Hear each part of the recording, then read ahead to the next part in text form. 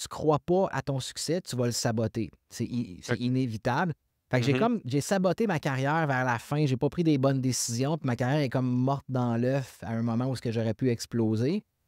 Mais à 20 ans, j'ai pas vraiment pris soin de ça. Puis j'ai répété le même pattern dans ma vie adulte parce que j'ai eu du succès comme représentant pharmaceutique. J'ai gagné des prix de performance, mais j'ai encore saboté ça. Fait que j'ai saboté 2 fois où est-ce que dans ma vie, j'avais eu beaucoup de succès, puis après, ça s'est tout effondré. Puis c'est là qui m'a poussé à aller travailler sur moi puis à aller comprendre, mais c'est quoi pourquoi je suis pas capable d'aller plus haut, plus loin? C'est un peu ce genre de personnes-là que j'accompagne, justement, les gens qui ont eu beaucoup de succès, mais ils sont comme bloqués, ils sont pas capables d'aller plus haut, plus loin. Puis c'est Ouais. exactement ça que j'ai vécu 2 fois dans ma vie. C'est ça qui m'a amené vers ce que je fais aujourd'hui.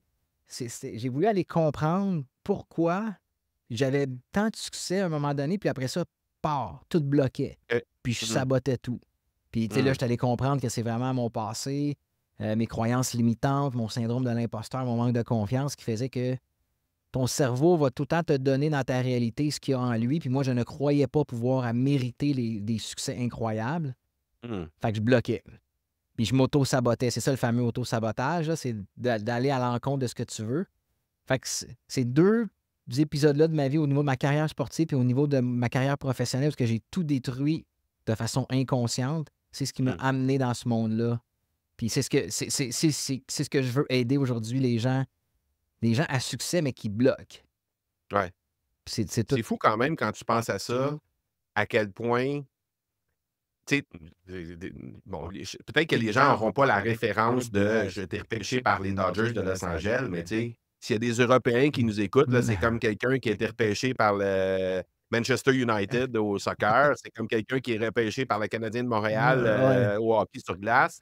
C'est comme, tu sais, je veux dire, parmi tous les athlètes possibles, imaginables qu'il y avait, tu étais un de ceux qui a été repêché. C'est quand même assez exceptionnel en soi. Puis malgré tout ça, malgré tout ce que tu pouvais avoir comme succès, parce qu'on s'entend, là, je veux dire, tu as probablement 50 faits saillants de ta carrière Ah, sportive à nous mentionner, qui ont été, tu sais, des choses que tu as des prix que tu as remportés ou ben, des sélections que tu as faites et cetera, ou des records que tu as battus. Puis là, ben, tu arrives à une situation où tu dis: «Ah, tu vois, regarde, non, je me sens pas à ma place, je me sens pas légitime d'être là».